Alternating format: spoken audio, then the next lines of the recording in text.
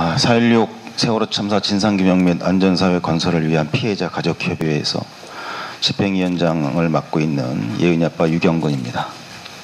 시작하기에 앞서 언젠가부터 저의 신분이 바뀐 것을 뼈저리게 느끼고 있습니다. 저의 신분은, 이 대한민국에서 저의 신분은 유가족입니다. 그것도 세월호 유가족입니다.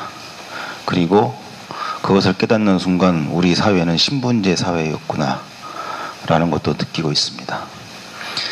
모든 국민들이 당연히 누리고 있는 권리, 저희들은 철저하게 봉쇄를 당하고 있고, 가고 싶은 곳 못 가고, 하고 싶은 말도 못하고, 내가 왜 유가족이라는 신분을 갖게 되었는지도 이해할 수 없고, 아무리 부정하고 싶어도 이 정부와 대한민국 사회 일각에서는 저희들에게 그 신분을 강요하는 현실이 저주스럽고 원망스럽기만 합니다. 나눠드린 자료 19쪽에 인양 특별 과제에 관한 내용이 있습니다. 너무나 당연한 원칙이지만 또 왜 인양을 해야 되는지 너무나 당연한 이유이지만 너무나 많이 망각하고 있기 때문에 간단하게 제목만 말씀드리겠습니다. 첫째, 선체 인양. 9분의 미수습자들을 가족의 품으로 돌려드려야 하기 때문에 반드시 선체는 인양이 되어야 합니다. 그리고 세월호는 진상규명을 위해서 반드시 확보해야 할 가장 중요한 증거물이기 때문에 인양해야 합니다. 다른 분들은 별거 아니라고 생각하실지 모르지만 우리 아이들, 가족들이 그 안에 남기고 간 물건들, 우리 가족들에게는 마치 그것이 우리 아이와 가족들의 영혼이 깃들어 있는 매우 중요한 흔적들이기 때문에 그 유류품들을 수습하기 위해서 반드시 선체는 인양되어야 합니다. 진도 앞바다의 해양 오염을 방지하기 위해서라도 반드시 선체는 인양되어야만 하고 그 이후에 철저하게 깨끗하게 주변이 정리되어야 합니다. 마지막으로 세월호는 온전하게 인양되어서 안전교육을 위한 가장 확실한 교육의 자료로 활용이 되어야만 합니다.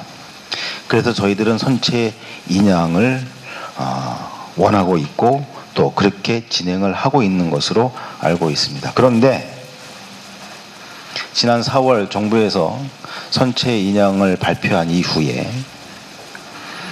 그리고 특히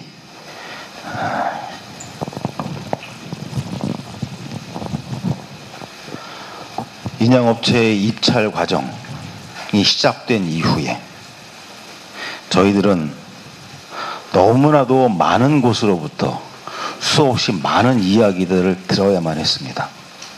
더더군다나 우선 협상 대상 업체가 결정이 된 이후에 저희 가족들을 찾아오고 전화하고 이메일을 보내면서 저희들에게 제보하고 고발하는 그러한 이야기들을 너무나 많이 들어왔습니다. 정부에서는 지난 5월 21일 이렇게 발표했습니다. 인양 업체를 선정하는 기준, 기술평가 점수 80%, 가격평가 점수 20%를 접선을 해서 순위를 매기겠다. 심지어는 이렇게 강조까지 했습니다. 기술평가 점수가 만점에 85%, 80%에 85%니까 100점으로 환산했을 때 68점이죠. 기술 점수가 68점을 넘지 못하면 아무리 싸게 입찰을 해도 배제가 될 것이다. 그만큼 인양 기술을 중요하게 판단해서 업체를 선정합니다. 그리고 7월 16일 이렇게 발표했습니다. 우선 협상 대상 업체가 확정이 났다. 총 7개 컨소시엄이 참여했는데 모든 기준을 충족한 업체는 3개 컨소시엄이었다. 순서는 상하이 썰비지 1등, 옌타이 2등, 타이탄 3등. 공교롭게 상하이는 851억 원을 입찰했습니다. 2등인 타이탄은 990억 원을 입찰했습니다.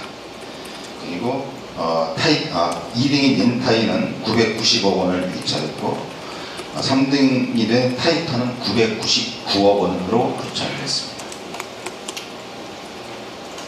정확히 입찰 금액 순서대로 1, 2, 3등이 정했습니다. 탈락한 4등, 5등 그 이외 업체는 모두 1000억을 넘어섰습니다. 이 말씀을 드리는 이유는 실제로 이 업체들이 기술력 순서대로 매겨졌을지도 모르죠. 그러나 정부는 어떠한 판단의 내용도 공개하지 않고 있습니다. 그리고 공교롭게 공개된 것은 가격만 공개되어 버렸습니다. 이에 대해서 저희들은 공개를 요구하고 있지만 정부는 공개하는 것이 오히려 잘못 일이 진행될 수 있기 때문에 비공개를 해야 된다.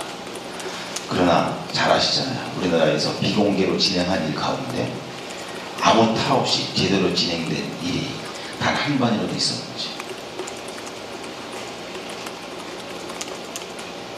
주변에서 많은 제보와 의혹을 제기하고 있다고 말씀을 드렸습니다. 이런 내용들을 들었습니다. 1, 2, 3등 협상 대상 업체로 선정된 그 컨소시엄 안에 우리가 잘 아는 원딘이 개입되어 있다. 이런 이야기를 저에게 해주는 분들이 너무나 많습니다. 확실하다. 물론 저희들이 증거를 요구했죠. 그러나 그 증거를 제시하는 분들은 아무도 없습니다.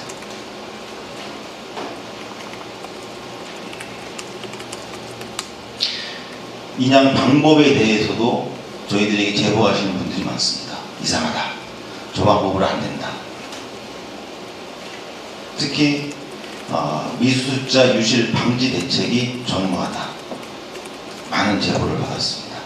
그런데 그 모든 제보를 받아서 총 정리하면서 저희들이 판단해 본 결과 그 사실 여부를 확인할 수는 없지만 주로 대부분 저희들에게 말씀을 해주신 분들은 아닌 분도 있지만 많은 분들이 입찰 과정에서 탈락한 업체와 관계되어 있는 분들이 많았습니다. 저희들이 매우 곤혹스러웠고 힘들었습니다. 결국 자신들이 직접 문제 제기를 못하니까 가족들을 이용해서 문제를 제기해서 이 입찰 탈락한 것에 대해 뭔가 다시 어떻게 해보려고 하는 그런 의도는 또 아닌가. 왜 우리 가족들을 그런 상황으로 자꾸 몰아가는지. 우리가 하고 싶은 말이 있어도 무슨 말을 하게 되면 또 무슨 오해를 받을까. 안 그래도 무서운 상황인데 왜 그 사람들을 우리를 그렇게 이용하려고 하는지. 결론적으로 이러한 상황을 종식시키기 위해서는, 이 수많은 의혹들을 종식시키기 위해서는 이 정부는 인양과 관련된 모든 과정을 공개해야만 합니다. 철저하게 공개해야만 합니다. 제가 알기론 입찰을 했던 어느 업체는 해수부의 입찰 과정이 불공정하다고 문제를 제기하고 있는 것으로도 알고 있습니다. 이것은 조금 더 문제가 커지면 이 인양 자체에 영향을 줄 것이 분명합니다. 이 모든 상황을 종식시키기 위해선 반드시 모든 과정이 공개되어야 하고 가족들이 그 과정 속에서 참여할 수 있어야 합니다.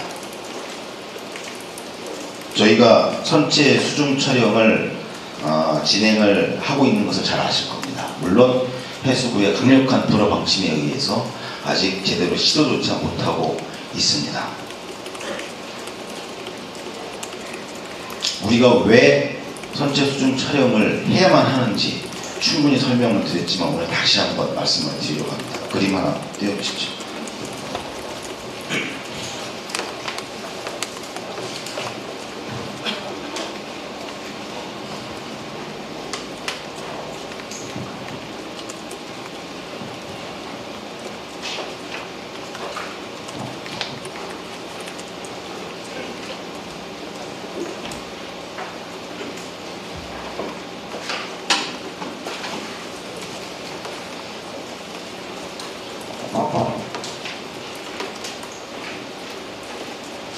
조금만 확대할 수 있을까요?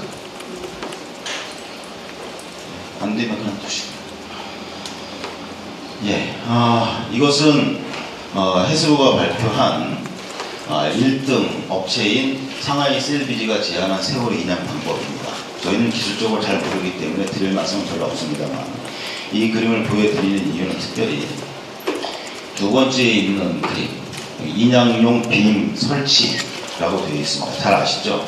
현재 배는 옆으로 누워 있습니다. 좌연히 바닥으로 해서 누워 있습니다. 그리고 약 1에서 1.5m 바닥으로 묻혀 있죠. 그리고 넘어가 있는 각도는 105도, 즉 배의 위층, 객실 부분이 더 아래쪽으로 묻혀 있습니다. 그러니까 똑바로 누운 게 아니라 약간 이렇게 누워 있는 거죠. 이 상태에서 인양용 빔을 설치한다고 했습니다. 설치하는 방법은 한쪽을 약 5도 정도 들어 올려서 바닥과의 간격을 확보한 이후에 인양용 빔을 밀어 넣습니다. 그리고 다시 반대쪽을 들어 올려서 반대쪽에서도 인양용 빔을 밀어 넣습니다. 그리고 크레인으로 이 인양용 빔을 들어 올리면서 선체를 약 10m 정도 들어 올리고 안전한 해역으로 이동을 해서 수중 바지에 싣고 이동을 하겠다. 그러니까 목포 신항으로 이동을 한다. 이런 방법입니다. 저희는 이 과정에서 의문을 제기를 한 가지 할 수밖에 없습니다. 그것은 과연 이 과정에 미수습자 유실 방지를 위한 대책이 고려가 되었느냐. 인양용 빔을 설치해서 들어 올릴 경우에 갖고 있는 하중은 약 10,000톤 정도가 된다고 합니다. 물론 부력제를 사용을 해서 5,000톤 정도를 줄인다고 하죠. 이 과정에 들어 올리게 되면 아랫부분 선체는 강철로 되어 있기 때문에 혹시라도 어느 정도 견딜 수 있을지도 모르겠다 상상할 수 있지만, 객실 부분은 철이 아니라 잘 아시는 대로 판넬입니다.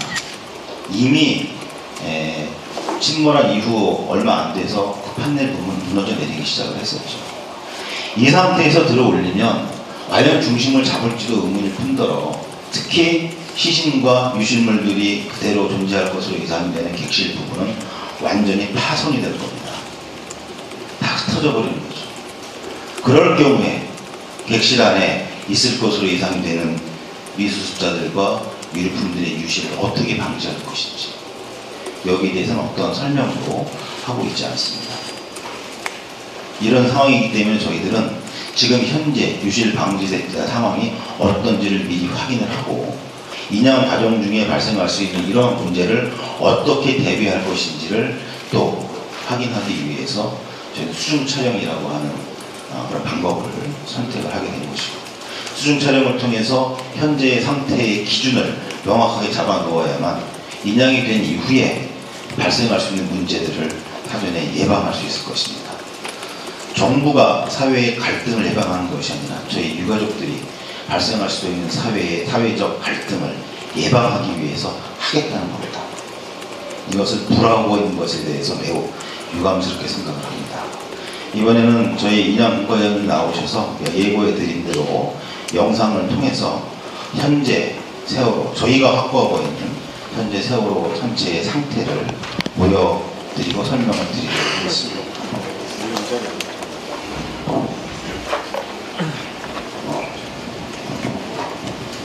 네, 안녕하십니까. 세월호 가족대책의 상체 인양 불가를 맡고 있는 2학년 7반 동사과 정성호입니다.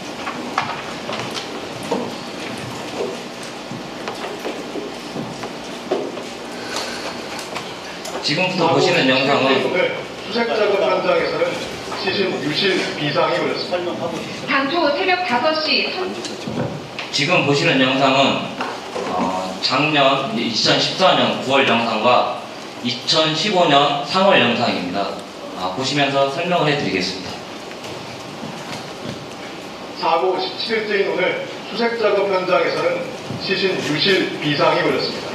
당초 새벽 5시 선내에서 발견됐지만 강한 조류에 떠밀려 내려가 1시간 반 만에 수습된 겁니다. 어선 그물을 세월호 침몰 지점 근처에 추가 설치하는 쪽으로 희생자 유실 대책이 강화됐습니다. 사고에 가까운 곳에서 유실물이 다수 발견된 데 따른 것입니다. 사고대책본부와 실종자 가족들이 장애물로 수색의 어려움을 겪고 있는 세월호의 4층 선체 일부분을 절단하기로 했습니다. 절단 부위는 4층 성미 다인실 외판으로 길이 4.8m, 폭 1.5m 크기로 절단할 예정입니다. 또 희생자의 유실을 막기 위해 작업이 없는 시간에는 강한 자석이 부착된 그물망을 절개 부위에 설치할 방침입니다. 지금 보시는 자료는 해경이 갖고 있는 비공개 문서입니다. 비공개 문서에 보시면은 지금 요 전체를 절단해서 어떻게 했다는 내용이 들어있는 상태입니다. 보시면은 6번, 7번, 8번 창문을 절단한다는 걸로 되어 있습니다. 이 영상은 88 영상으로서 2014년 6월 1일로 되어 있지 않습니까? 처음에 이 영상이 나온 것은 절단했을 때 이런 식으로 하겠다고 샘플로 해서 보여준 저희 영상입니다. 이게 첫 영상 저희한테 유실망을 이런 식으로 해서 설치를 했다.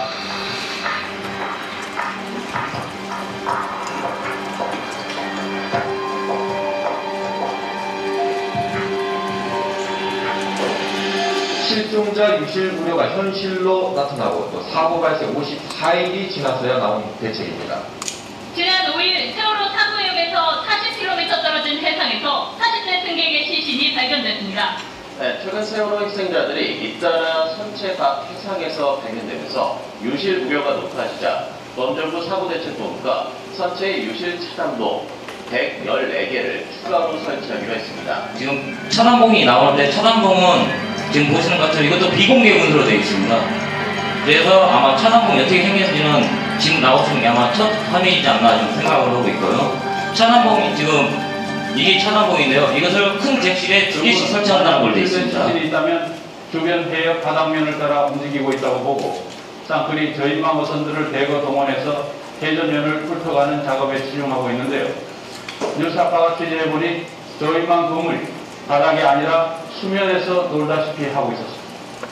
시신 유실 방지 대책도 또 한편의 쇼나 다름없는 셈입니다. 이것은 작년 2014년 9월 영상입니다. 보시면 9월 5일 영상으로 되어 있죠. 보시면은 원래 유실망이 되어 있거나 철제로 되어 있어야 하는데 다 지금 보시면은 줄로만 연결되어 있고 지금 나오는 장면을 보시면은 아예 없는 데도 있습니다. 아예 없이 그냥. 그리고 지금 제가 들어간 입구인데 지금 원래 이 입구를 닫아놔야 정상입니다. 그런데 정부는 닫아놓지 않고 현재 이렇게 열어놓은 상태입니다.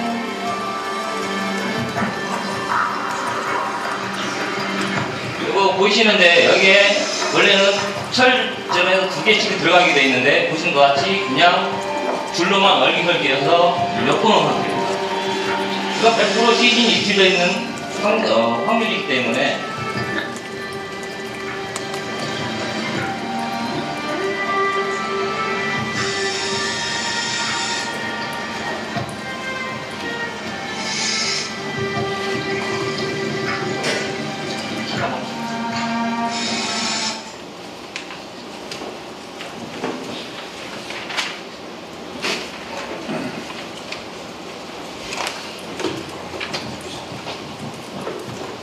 덧붙여서 잠깐 설명을 드리겠습니다. 정부에서 이런 식으로 하겠다고 발표를 한 내용인데 요건 자석이고 이게 그물망입니다. 그물망은 처음에 6월 1일날 샘플로 하나 했고 나중에 뒤에 또 이거 샘플로 하나 하는 겁니다. 그리고 나머지는 보시다시피 아무것도 안 되어 있습니다. 이게가 2개 같은 영상인데요. 이 쭉 나오면서 이 마지막에 이 영상이 하나 나옵니다. 이 영상을 저희한테 보내면서 작업을 했다 라고 저희한테 얘기해 주는 겁니다. 정부는 어떤 식으로든지 하긴 했습니다. 그러나 다 한 게 아니라 1개, 2개 그리고 차단봉으로 되어 있는 아예 지금 나오지는 않고 있습니다.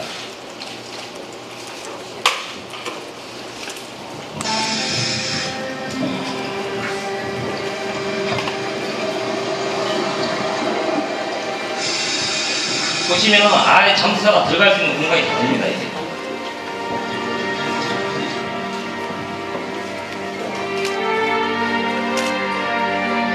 공인다고 판단하는 게 어떤 작업을 하는 건가요? 예, 잠수사들이 진입하기 위해서 우리가 3층, 4층, 5층을 진입하기 위해서 창문을 개방했지 않습니까? 그러니까 지난번 그 지금 여기 나오는 이 말은 저희가 11월 12일 날 쓰레기 종료되면서 차단봉 유실망을 설치한다는 내용의 그 기자회견하고 그 내용이 나오는 장면인데요. 또는 교류에 의해서 혹시 유실이 있을까 해서 그걸 다 틀어막는 겁니다.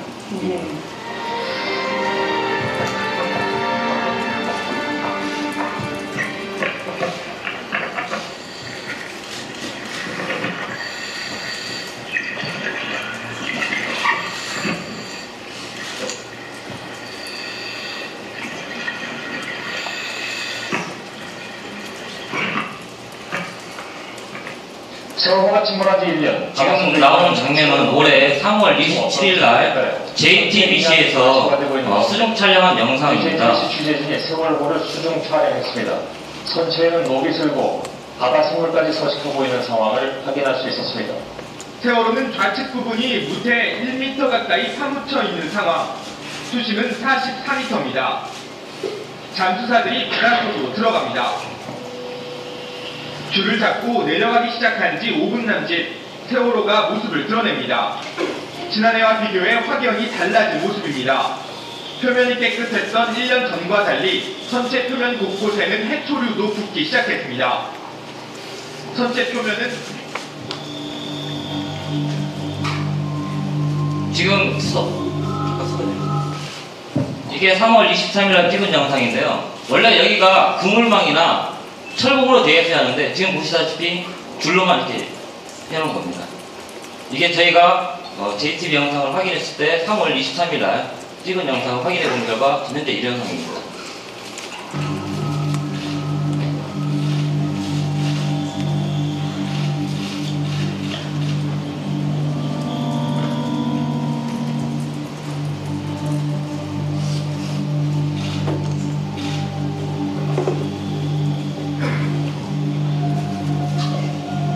지금 보시는 장면은 자석입니다. 자석.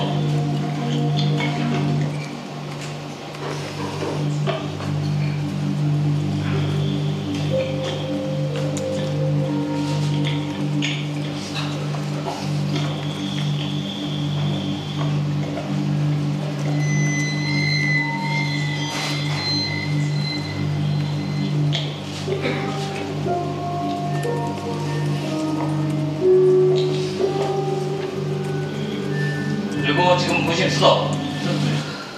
지금 이게 창문입니다.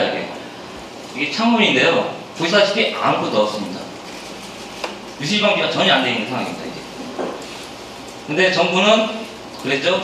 작년 11월 12일 날 수조가 종료하면서 그물망하고 차단봉을 설치하겠다고요.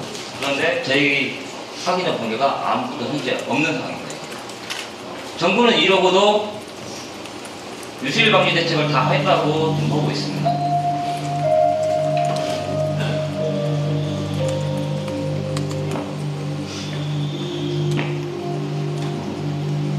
그래서 저희들이 지금 수중 촬영하는 이유는 과연 정부 말대로 유실 방지 대책이 완전히 잘 되어 있는지 저희 등으로 직접 확인해야겠다는 것입니다. 여러 정황상으로 볼 때 현재 유실 방지 대책은 잘 되어 있는 게 아니라 그냥 형편없이 되어 있는 걸로 확인이 됐고요. 이 상황에서 인양을 했을 경우 시신 또는 유실물이 어디로 흘러갈지 모르기 때문에 유실방지 대책을 확실히 강구한 다음에 인양을 해야 된다고 생각하는 때입니다. 정부가 계속해서 저희 수중 촬영을 불허한다면은 작년에 이것보다 더 좀 가격한 영상을 차후에 공개하도록 하겠습니다. 그 영상을 보면은 유실방지 대책을 하는 장면이 나옵니다. 직접 해군들이 들어가서 해경이 들어가서 하는 장면이 있습니다. 그 장면을 공개하도록 하겠습니다. 이상입니다.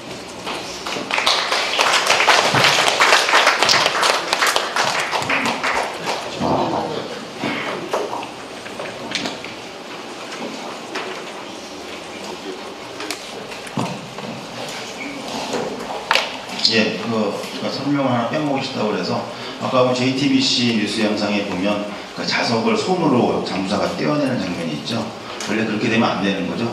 처음에는 매우 강력한 자석이기 때문에 자석을 스위치를 돌리면 자력이 생겨서 아주 단단하게 붙어있기 때문에 사람이 손으로 절대 뗄 수 없는 상태였는데 시간이 흐르면서 부식되고 자력이 사라지면서 그냥 건드려서 잡아당겨도 떨어지는 상황인데요. 더 놀라운 것은 아마 기억하시면 모르지만 작년 가운데 자석 끝부분에 동그란 고리가 하나 달려있는 게 보이실 겁니다. 그 고리에 원래는 거기에 차단봉 또는 그물망이 연결이 되어 있어야 합니다. 그러나 이 영상을 보면 자석만 있지 어느 것도 연결되어 있지 않는 이런 상태도 좀 보실 수가 있습니다. 마지막으로 정리하겠습니다. 그래서 저희들은 특별조사위원회와 정부에게 선체 인연과 관련해서 이렇게 과제를 드리고 요구를 하려고 합니다. 우선 세월호를 최대한 빠른 시일 내에 온전하게 인양을 해야 합니다. 미수자 수습과 증거물로서의 가치를 훼손시키지 않도록 온전하게 인양을 해야 합니다. 그리고 이 인양의 모든 과정은 가족들이 참여 아래 투명하게 이루어져야 합니다. 이를 위해서 인양의 진행 상황을 점검하고 협의하기 위한 공식적인 기구가 만들어져야 합니다. 이를 위해 특별조사위원회는 스스로 자처하는 대로 국가기구로서 그 분명한 책임과 역할을 다해야 할 것입니다. 그리고 인양 준비와 집행 모든 과정에서 시신 유실 방지 및 선체 훼손 방지를 위한 조치, 대책이 철저하게 준비되고 이루어져야 합니다. 아까 잠깐 말씀을 드렸지만 현재 상하이 셀비지에서 제한하는 방식을 가만히 들여다보면 누구나 예측을 할 수가 있습니다. 뻘 속에 묻혀있는 좌현, 객실 온전할까요? 다 깨져 있습니다. 지금 창이고 뭐가 다 깨져 있습니다. 저 상태에서 그냥 들어 올리면 그 밑으로 다 빠져나가는 건 뻔한 사실이죠. 거기에 대한 대책 아무것도 밝히지 않고 있습니다. 그 상태에서 들어 올리면 객실 다 부서져 나갑니다. 그때의 유실 방지 대책 설명하지 않고 있습니다. 설령 잘 들어 올렸다가 하더라도 그 조류가 강한 맹골 수로에서 그 배를 안전한 해역까지 이동하는 동안 도대체 빠져나갈 그 구멍들 어떻게 할 건지 아무런 설명도 없습니다. 그 이후에 발생할 문제 어느 누가 책임지겠다는 이야기도 없습니다. 이러한 문제들을 저희들은 충분히 예상하고 있기 때문에 그 대책을 빨리 마련하자는 것이고 그 대책을 마련하기 위한 확실한 객관적인 증거, 기준을 마련을 하자는 것입니다. 그래서 이 수중 촬영은 저희가 할 필요 없는 짓을 나서서 오지랖넓게 나서서 하는 것이 아니라 마땅히 이 정부가 해야 할 일을 하지 않기 때문에 어쩔 수 없이 저희들이 나설 수밖에 없다. 이 문제에 대해서 관심을 가지시고 힘을 좀 기울여 주시기를 부탁을 드리겠습니다. 이상으로 마치겠습니다. 감사합니다.